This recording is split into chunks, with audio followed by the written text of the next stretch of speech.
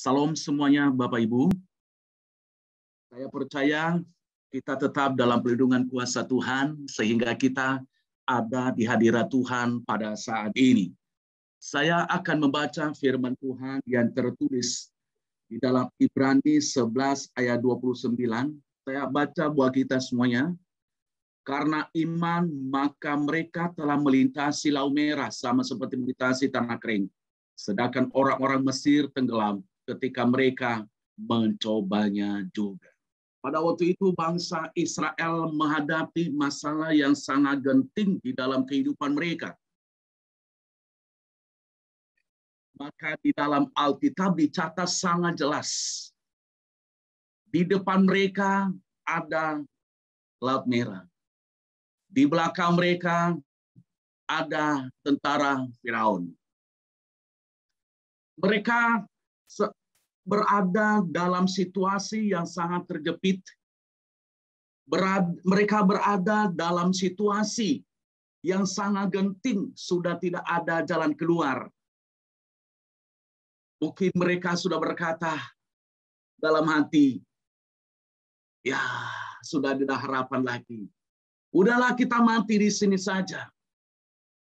Tetapi saudaraku yang dikasihi oleh Tuhan, kita melihat di sini ada satu orang yang luar biasa di dalam, yang memiliki iman yang kokoh, yang memiliki iman yang tidak bisa diombang-ambingkan, yang memiliki iman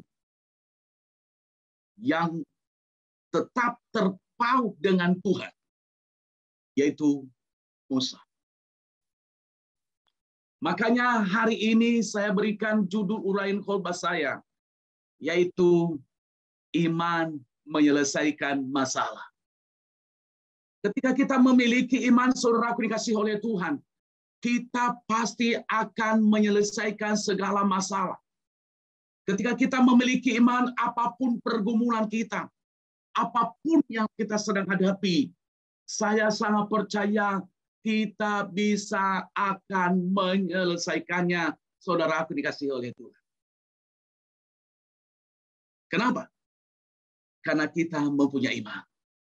Mungkin keadaan akhir hari ini, saudaraku yang kasih Tuhan, boleh kita gambarkan sekarang ini. Apalagi dimanapun Tuhan tempatkan kita. Ya, kalau kita mendengarkan berita sangat menakutkan. Bahkan sesuai dengan firman Tuhan, terdengar di sana sini saudaraku dikasih oleh Tuhan, ya, ada nyanyian itu menakutkan. Tetapi saya sangat percaya saudaraku dikasihi oleh Tuhan, kalau kita percaya akan seluruh janji Tuhan, ya, pasti Tuhan menolong kita dan pasti Tuhan akan melepaskan kita dari masa-masa yang genting, masa-masa yang sulit, masa-masa yang tidak ada harapan, kalau kita benar-benar percaya kepada Tuhan hari-hari ini. Mungkin masalah apapun yang kamu hadapi hari ini,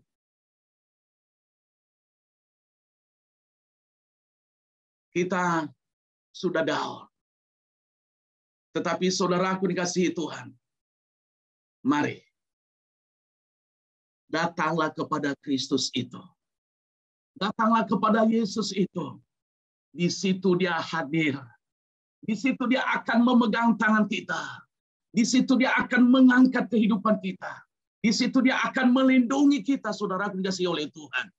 Sehingga kita lepas dari segala ketakutan itu. Sehingga kita lepas dari segala, yaitu masalah-masalah yang dihadapi. Datanglah kepada Tuhan. Jangan abaikan Tuhan akhir-akhir ini. Lebih baik kita berpegang teguh kepada Tuhan daripada kita lari ke sana sini. Sudah tidak ada pelindungan hari ini, saudara dikasihi Tuhan. Kita hanya berlindung kepada Tuhan. Makanya ketika kita berlindung kepada Tuhan, segala masalah kita akan terselesaikan, saudara dikasihi oleh Tuhan. Mungkin masalahmu masalah kesehatan, mungkin masalahmu masalah keuangan, mungkin masalahmu masalah pekerjaan, mungkin masalahmu masalah rumah tangga, mungkin masalahmu masalah anak-anak. Tetapi ketika kita datang kepada Tuhan, kita membawa iman kita kepada Tuhan, kita berkata kepada Tuhan, saya percaya seluruh masalah saya akan terselesaikan, saudara kasih Tuhan. Amin. Ya. Iman yang bagaimana yang dapat menyelesaikan masalah? Yang pertama, saudara kasih oleh Tuhan, iman yang didukung oleh pengalaman rohani masa lalu. Iman yang didukung oleh pengalaman rohani masa lalu. Kalau kita melihat dalam kehidupan Musa, sudah ada ancaman pada waktu itu. Setiap anak laki-laki yang lahir di tengah-tengah bangsa Israel harus dibinasakan. Sudah ada titah pada waktu itu. Sudah ada ultimatum pada waktu itu. Sudah ada undang-undang yang dikeluarkan oleh Raja Firaun. Bahwa setiap yang anak laki-laki yang lahir dari tengah bangsa Israel harus dibinasakan. Di sini kita akan melihat ada dua orang yang memiliki iman. Orang tua daripada Musa. Mereka menghanyutkan anak itu, saudara dikasihi Tuhan.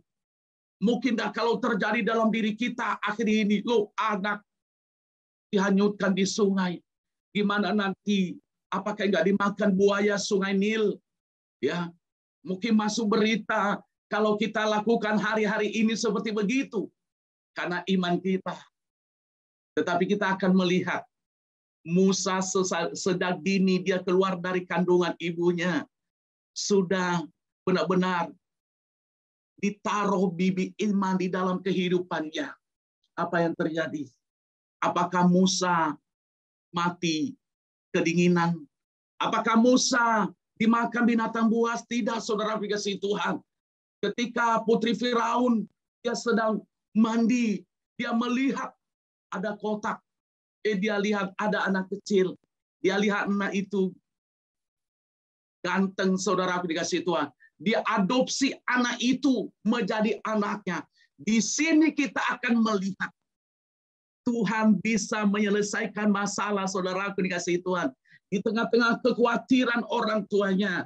Tetapi ada cara Tuhan menyelamatkan Musa, saudara dikasihi Tuhan. Begitu juga saya dan saudara hari ini. Mungkin saudara sedang diperhadapkan seperti begini. Tetapi ada cara Tuhan menolong kita. Ada cara Tuhan membebaskan kita. Ada cara Tuhan melakukan mujizat di dalam kehidupan kita. Saya percaya yang terjadi pada waktu adalah mujizat dari Tuhan, saudara dikasihi. Amin.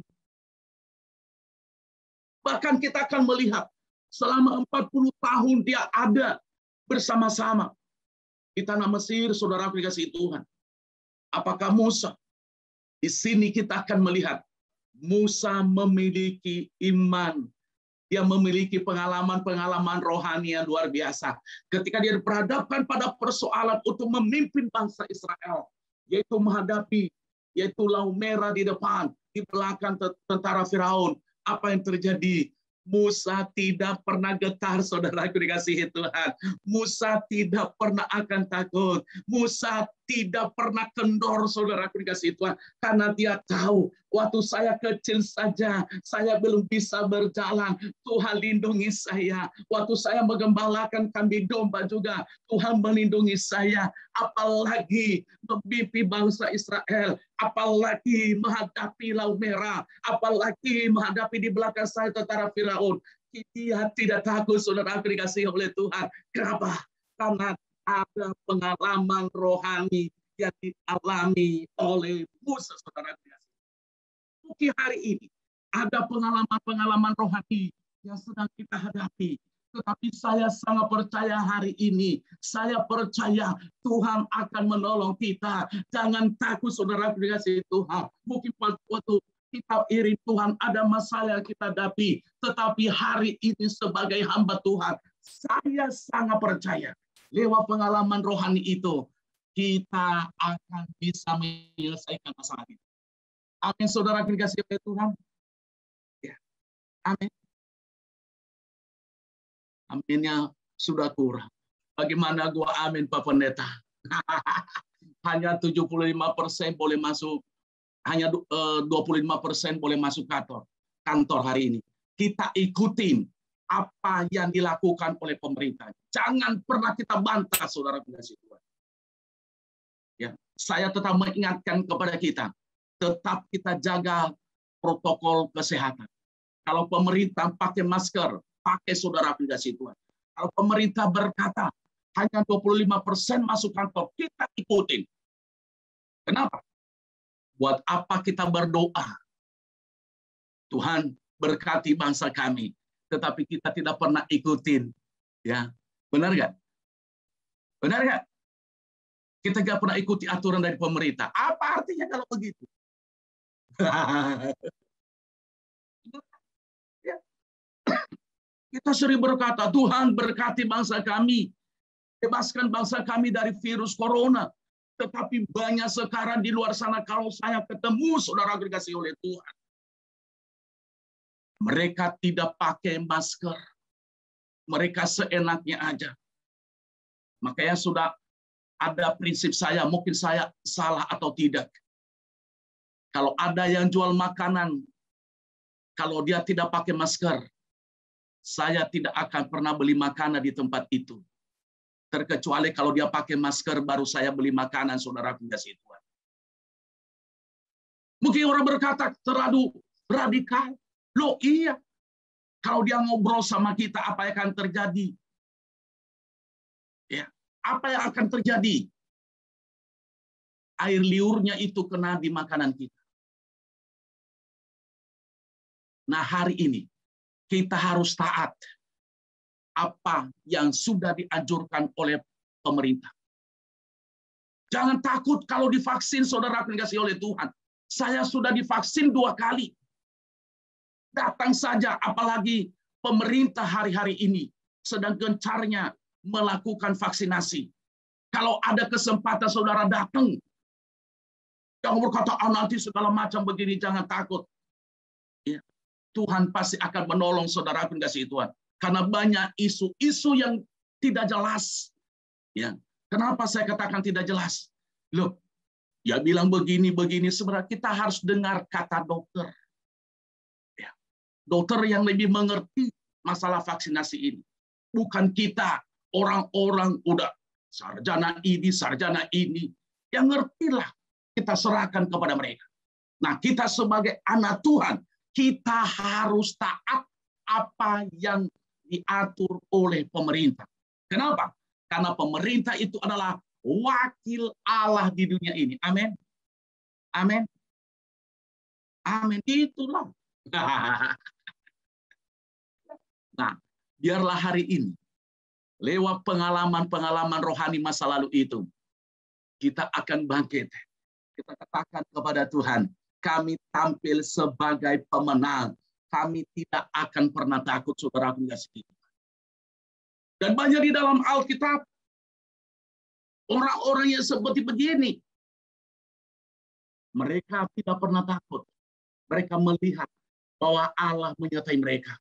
Mereka melihat bahwa mujizat Allah akan terjadi dalam kehidupan mereka. Dan ketika terjadi hal itu, apa yang terjadi dalam kehidupan bangsa Israel? Musa angkat itu tongkat. Ketika dia mengangkat tongkat, laut itu terbelah 2, saudara kasih Tuhan. Mereka berjalan. Dan orang Mesir mencobanya juga. Apa yang terjadi? Orang Mesir, bahkan seluruh tentara Firaun, mereka tenggelam, saudara kasih Tuhan. Mereka tenggelam. Di sini kita akan melihat iman itu bisa menyelesaikan masalah. Amin, saudara kasih Tuhan. Saya 3 tahun yang lalu, suatu saat anak saya jatuh dari motor. Karena dari depannya itu ada yang melawan arah. Ya, dia kaget, jadi dia jatuh. Ya, anak saya posisi di jalan yang benar, tapi ada dari depannya lawan arah, kenceng lagi. Jadi anak saya kaget, dia jatuh, ya patah di sini sebelah kiri. Saudaraku, dia operasi minggu lalu.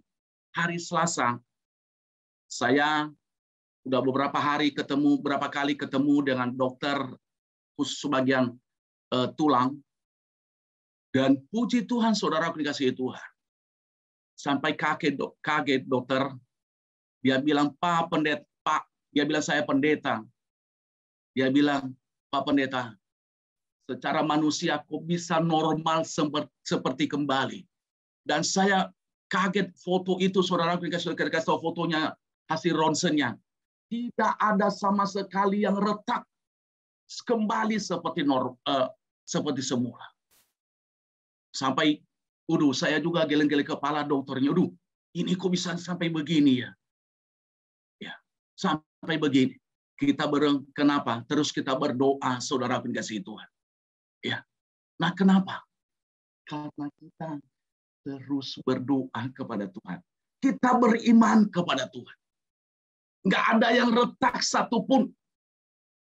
Padahal hal itu, ya udah begini modelnya, saudara dikasihi Tuhan, udah begini tulangnya.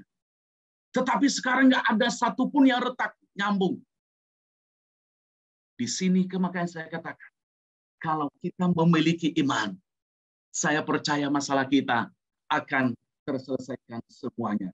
Yang kedua yang perlu saya sampaikan kepada kita hari ini, iman yang bagaimana yang dapat menyelesaikan masalah.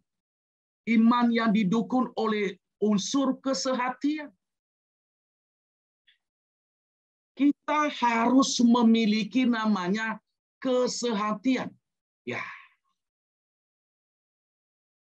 Kalau kita tidak memiliki kesehatian dalam segala hal, apa yang akan terjadi? Masalah tidak akan pernah selesai. Nah, kenapa bangsa Israel bisa mereka menyelesaikan masalah mereka?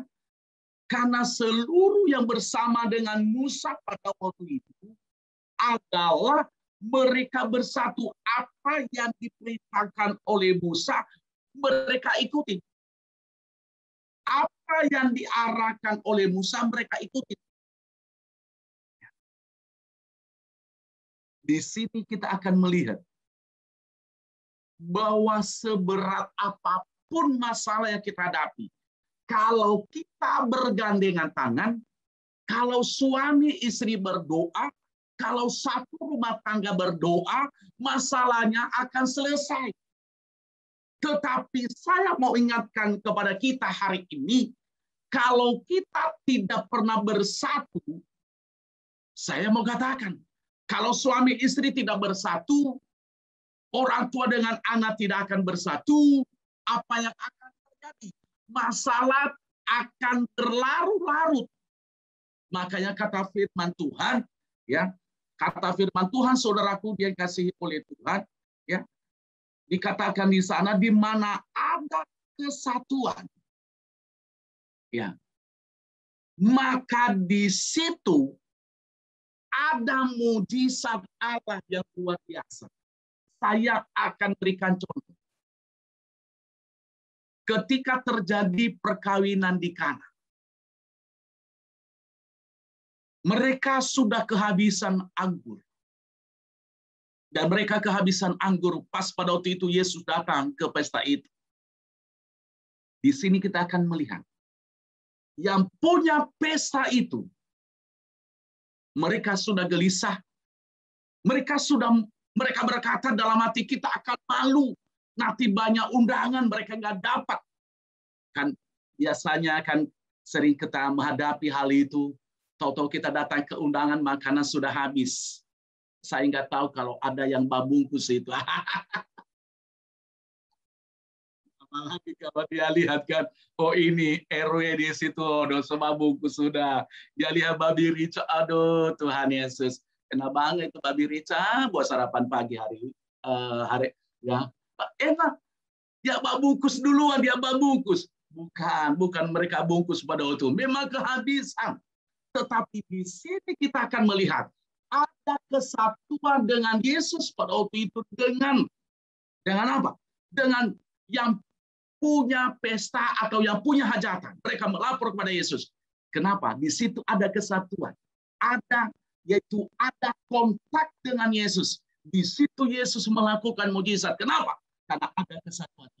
Nah, begitu juga di dalam diri kita. Ya, di dalam diri kita hari ini, ketika kita menghadapi seperti begitu, kita harus ada kesatuan dengan Tuhan. Jangan kita berkata, gua doa pagi, gua doa pagi, gua doa pagi, tapi nggak pernah dapat, nggak dapat. Nah, kita harus bersatu. Ketika kita sudah bersatu, di situ ada hal yang tidak pernah kita pikirkan. Tuhan siapkan kepada kita. Tuhan berikan kepada kita. Tuhan nyatakan mujizatnya kepada kita. Saudaraku dikasih oleh Tuhan. Mulai hari ini, mari kita tetap hidup dalam kesatuan. Mulai hari ini, kita tetap menjalankan apa yang diperintahkan oleh Tuhan. Kenapa? Tanpa kesatuan, segala sesuatu tidak akan berhasil. Saya akan berikan contoh. Dalam satu perusahaan, kalau dari general manager sampai ke bawah tidak bersatu, saudara kasih Tuhan, apakah perusahaan itu maju atau tidak? Tidak. Contohnya, ya, manajernya disuruh kerjakan ini, tahu-tahu dia kerjakan yang lain. Ya. Kepala bagian suruh kerjakan, kepala bagian mesin disuruh kerjakan ini, tetapi dia kerjakan yang lain. Ya. Bahkan di lapangan, karyawan-karyawati disuruh menyalakan mesin, tetapi dia tidak nyalakan, dia main HP terus sampai jam 4 sore. CS juga begitu. Disuruh dia membersihkan kamar mandi, dia nggak membersihkan kamar mandi, justru dia yang membersihkan atap. Apa akan terjadi, saudara dikasih Tuhan? Apakah ada berkat enggak? Apakah perusahaan itu maju atau tidak? Maju enggak? Enggak. Kenapa? Karena antara satu dengan lain saling mengerjakan tidak sesuai dengan ketentuan yang sudah berlaku. Nah, begitu juga kalau iman kita mau menyelesaikan masalah, kita harus ada kesehatian, harus ada kesatuan di antara kita untuk bisa menyelesaikan virus corona yang berada di dunia hari ini. Bahkan khususnya di Indonesia, kita berada di Indonesia. Saudaraku dikasihi Tuhan, kita sebagai anak Tuhan, kita harus bersatu padu. Tuhan Yesus, kami minta, biarlah virus corona yang berada di kota kami, tolong angkat di dalam nama Yesus Kristus. Kita bersatu di dalam hati. Amin, saudara dikasihi Tuhan. Kita harus bersatu. Ketika kita bersatu, di situ kita akan melihat bahwa Allah menyelesaikan segala masalah kita.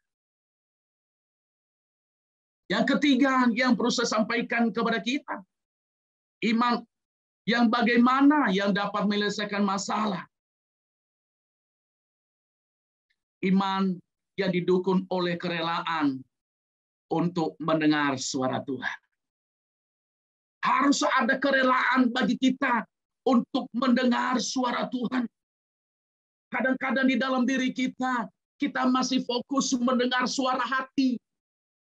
Kadang-kadang di dalam diri kita, seakan-akan kita berkata kita yang paling rohani daripada yang lain. Sebenarnya mendengar suara Tuhan di sini, ya, adalah benar-benar Allah berbicara kepada Musa. Dia senang mendengarkan suara Tuhan. Dan seluruh suara Tuhan yang dia dengar, dia sampaikan kepada bangsa Israel. Nah, begitu juga di dalam kehidupan kita. Kita harus senang mendengarkan suara Tuhan. Kita harus relakan hati kita untuk mendengar suara Tuhan. Mendengar suara Tuhan itu tidak berat.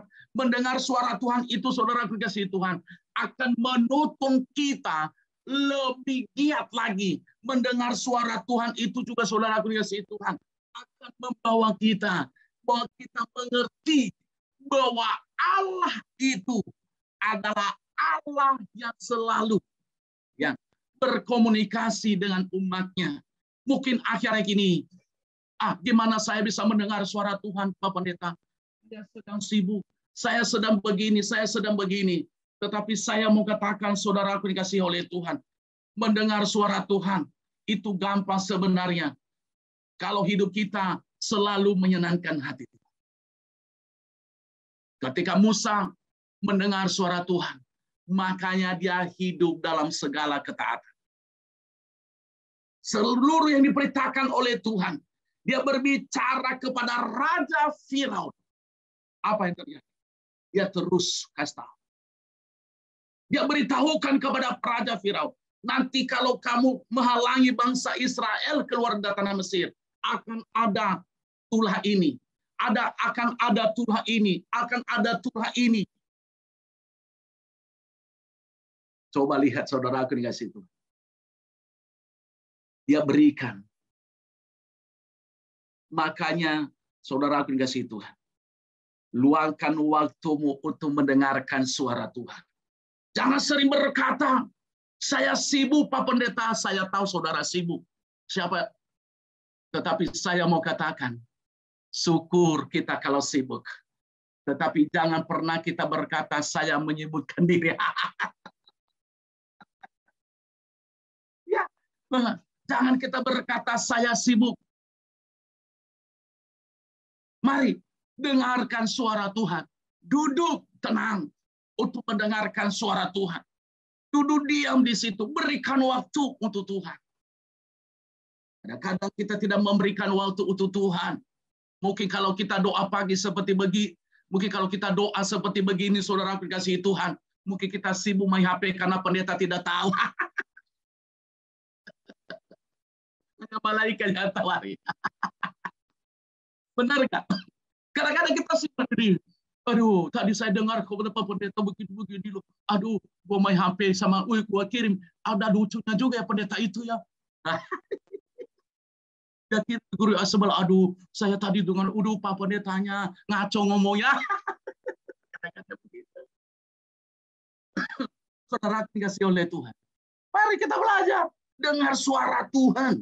Duduk diam mendengar suara Tuhan. Musa selalu dia mendengarkan suara Tuhan. Dia membuka hatinya. Makanya saudaraku dikasih Tuhan, Musa bisa memimpin bangsa Israel untuk keluar dari tanah Mesir. Amin. Amin, saudaraku dikasih Tuhan. Belajar hari ini. Ketika kita mendengar suara Tuhan, maka di situ iman timbul untuk menyelesaikan masalah yang kita hadapi.